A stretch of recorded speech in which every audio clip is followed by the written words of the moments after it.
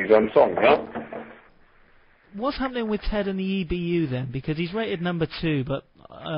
Yeah, what happened, other Colin Lyons and Branco supposed to defend against Ted.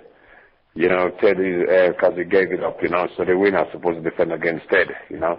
But this British title come along, so instead of Ted sitting down there waiting, you know, we thought, yeah, well, if Colin Lyons is giving it up, we might as well see if we can grab all the next title. Yes, it's a chance, I mean, to give up your number 1 spot, but, you know, I think at this level, we you know, we haven't really got time, you know, to think about it. We just got to try and do the right thing, you know?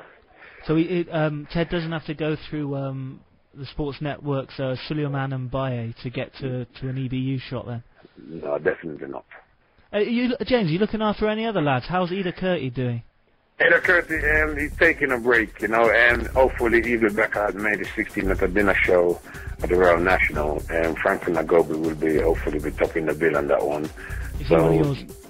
Yeah, he's one of mine. He's the heavyweight from Africa, which lost to, I think it was Chris Finger 1 point, but then Franklin didn't fight for 4 years, you know.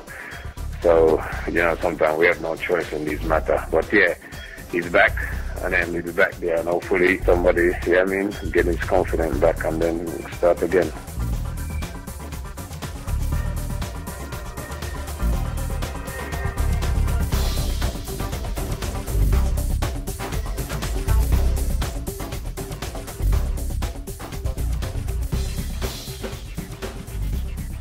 Thanks for that, James. Grand job.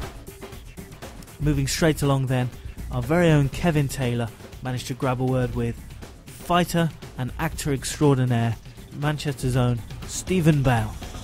So you make your return to the ring on Friday. How's preparation been going for that? Preparation's been good. I had a good break after the last one. I needed a good break, just get away from it all. So I had 4 or 5 weeks off, and then over Christmas, enjoyed Christmas with the kids and the family, and got back into it. Knew I had to, you know, took that defeat as a calling card really, and made sure that I'll never be in that position again. So took a lot from it, and got back in the gym with Arnie, and just worked on some things, and hopefully can show, you know, get back up there in quick time. You lost by 1 point in that English title fight. Did you feel you won that? I did. I mean, even now, I mean, I'm not the type of fighter to say, you know, I was robbed all the time. I know if I've been beat. I know, you know, if I've done well or not good. I'm always overcritical of my own performances, whether I win or lose. But I do believe I won the fight. If it was by a point, I think the knockdown just got me the fight.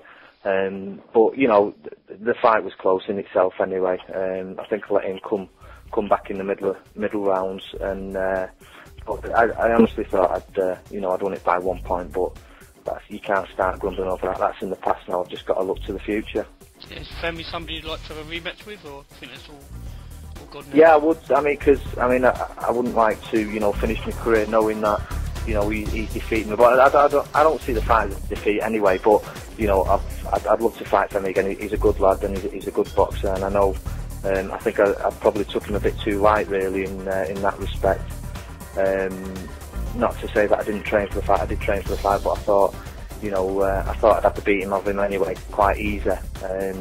So I probably, with me putting him down early as well, that probably put a different call on the fight, and the fight took a different turn. So yeah, I mean, I would love the rematch. Whether it'd be for a British title, I don't think we'd probably get to fight for the English title again, because we'll both probably move on from that. But I think a fight in the future, you know, probably for a British or something like that, would be on the cards as well, which would be a cracking fight. You're Friday night, you're fighting at Old Trafford. As a Man United fan, that must give you a real big buzz. Oh, it's belting. It's great to go to the Theatre of Dreams. You know, when you go as a kid at school, and you go and watch your favourite team. And then to go and fight there in your profession is everything. My good mate Ricky Atten's going to do that at the City Ground as well, which he's always wanted to do. So, I'm quite happy to go and fight at my own ground. I've done it before last year. We fought there last year. It's a beautiful venue to fight at, and it's a great night. And I'm sure it'll be a great night on Friday night. a dinner do. So and Steve Collins is headlining there. He's going to be the after dinner speaker. So should be a good night all round. I'll get in there, do my bit, do what I've got to do, and then hopefully I can sit down and enjoy the night. Okay. It's a shame there's another fight going on in Manchester at the same time. There is, yeah. I think David Barnes is fighting into the same night, which you know, I know David from the amateur days as well, and he's a good pal of mine. So hopefully, you know, he'll do the business where he's at. I'm sure he will, but I'll just have my eye on what I've got to do that night, and hopefully, you know, everything going well. I'll try and check to see how he's gone on, and I'm sure he'll do the biz that night as well. You're trained by Arnie Farnell now. How did that come about? Well, I trained with Arnie. I knew Arnie years back from the Manchester days of, you know, the amateur days. He was a bit younger than me, so him and Gomez were about when me and a few of my pals were about for my club. So we all knew each other, you know, round and about. And then Arnie turned pro early, and then when I turned pro, we were both at the same gym under Billy Graham. So we were both friends there, gym mates, and I've always known him and been friends with him, and admired his style and the way he fights. He didn't have, you know, great technique, but he always had that massive heart and great ambition and that work rate in the gym. That, you know, I liked about him. So I always knew we'd get on together as boxer and trainer. So. And I didn't quite know how good he was as a trainer. You know, I knew he had a lot of experience, and I knew he'd be keen because he's brand new as a trainer. He wants to prove himself as a trainer. So, and we've just gelled well, and he gels well with the other lads at the gym as well. So at the minute it's going really well. And the good thing is I'm enjoying my boxing, which I think is the main thing at this point in my career. I assume you saw the Mitchell Johansson fight at the weekend. Is Mitchell somebody you'd like to fight in the future? Oh, without a doubt. I mean, I've been a big fan of Mitchell from his early days as well. You know, I've seen him about and I've watched him progress throughout his career, and he's a cracking little fighter. I've seen him. You know, he's earlier on he'd boxed some not so good opponents, but you know he's picked it up now and he's just shown, you know, how good he is by beating Johansson like he was. I'm not saying Johansson was at his, you know, his peak and his best then. He was probably fighting Johansson that was on his way out, but he's still shown a lot of grit and a lot of determination and come back fantastically. And you know, you've got to take your hat off to him. He done the job well. The good thing is, I mean, on my point of view, he takes a lot of shots, which is what I'd probably show out of him. I mean, there's no way I'd stand and fight with him. He's not that type of fighter that I'd like to stand and fight, because he can bang a bit and he's quick. So I'd have to be right on form for him. But they're the fights I want. You know, they're the fights that get my juices flowing. I know he's good. He's probably the best one out there at the minute because he's keen, he's eager, and he wants to do well. So he's probably the one man that's on my hit list at the minute.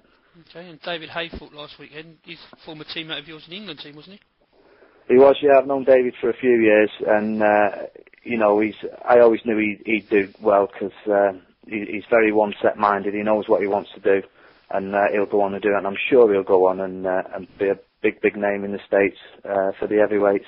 You know, I was jumping up and down. I mean, I do rate Enzo Macronel, and I like Enzo. I like his style of fighting, but it really was a 50-50 fight, and the show they both put on really was great. It was a cracking night, good for British boxing, which is what British boxing needs. And after Dave, he did a fantastic job and did what he had to do. And I'm sure he'll go and do bigger and better things now. You obviously had a very good amateur career as well. Captain to 2002 Commonwealth Games. That must have been a great honour for you. Oh, it was brilliant. I mean, I've achieved everything I really wanted to do as an amateur, and more so. I mean, as a young kid, I wanted to box for England. I did that 35 times. I always wanted to win the ABAs. I did that. I won the ABAs twice. And to top it off, you know, to captain your country at a major sporting event is, you know, it's just the icing on the cake. So yeah, I did everything that I wanted to do, because I believed in myself and I knew I could do it. And the good thing is, you know, as a pro, I know I can do it as a pro.